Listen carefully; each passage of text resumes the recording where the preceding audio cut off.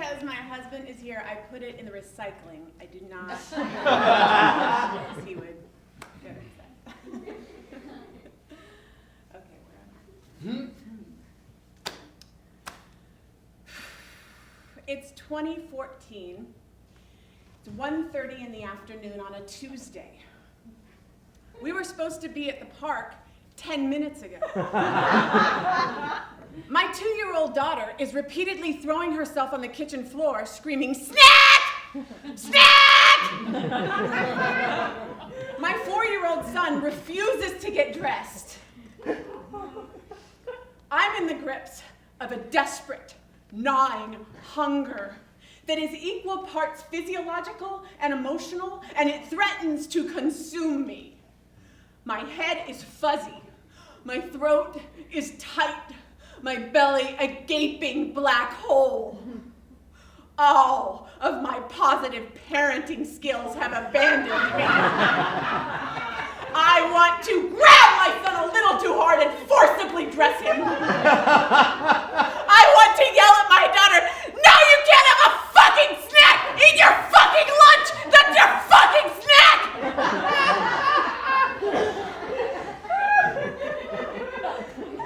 But I don't. I eke out those 2 magic words in every mother's arsenal. Screen time!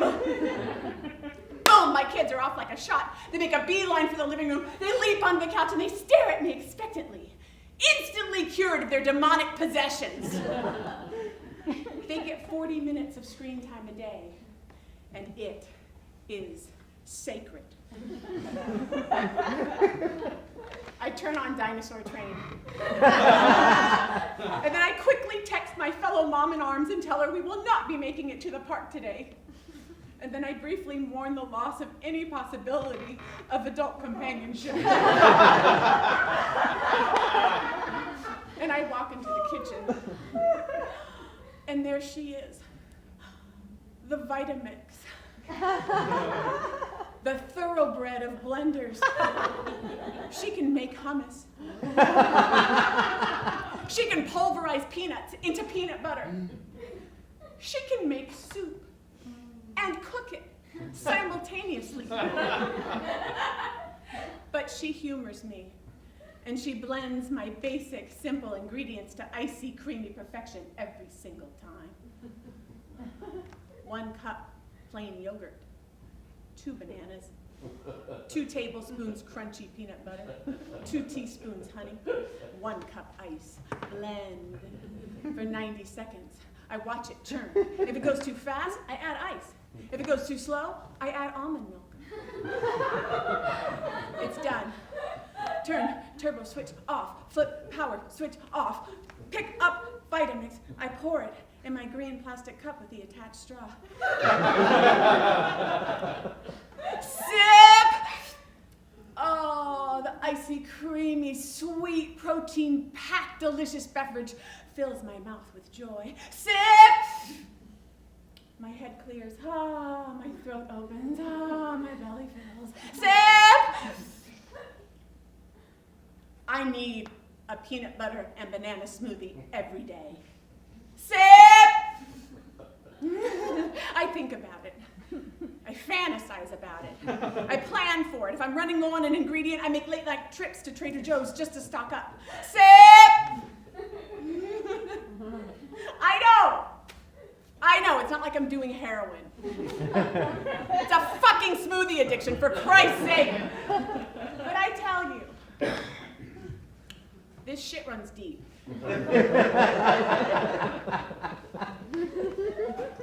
It's 1979. I'm 8 years old. My mom naps a lot on the couch. And then she goes through this training called LifeSpring, and she's gone for these long weekends.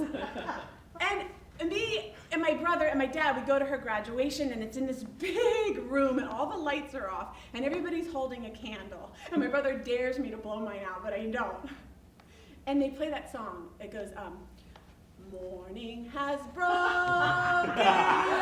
like the first morning. I really like that song. And then my mom tells my brother and me that her and my dad are separating, and then she moves to an apartment in Newport Beach. And this all happens the same week that we're learning earthquake drills at school, and I become terrified of earthquakes. And then my dad starts doing the grocery shopping. And my mom always bought whole wheat bread and non-fat milk, and there was never any cookies or candy in the house. But my dad asks me, what would you like in your lunches? And I say, pecan sandies shortbread cookies, because my best friend Kristen had some in her lunch and they were so good. And then he brings home Lorna Doone shortbread cookies. Lorna Doone. I don't like the name. So the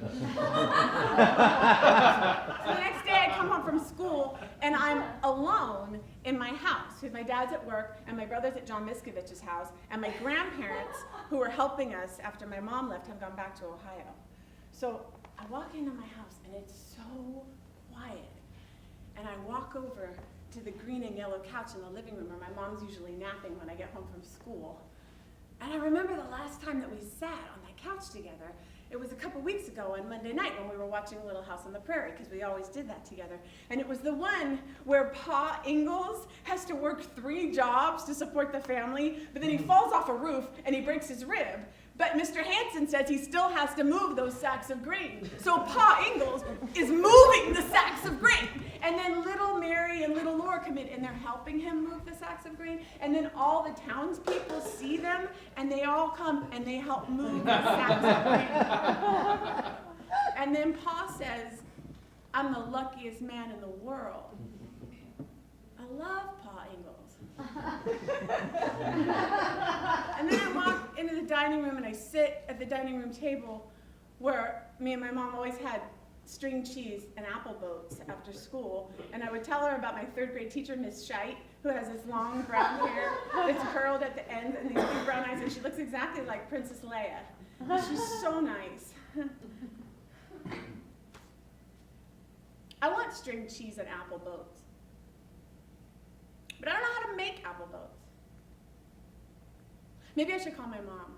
I get out the index card that she gave me where she wrote her new number in red pen, and I look at it. But every time I talk to my mom on the phone, she cries.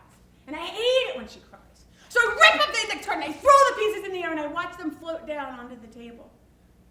And then I hear a rumbling sound. And it hits. It's an earthquake. I duck and cover like they taught me. And I wait for the earth to open up and swallow me whole.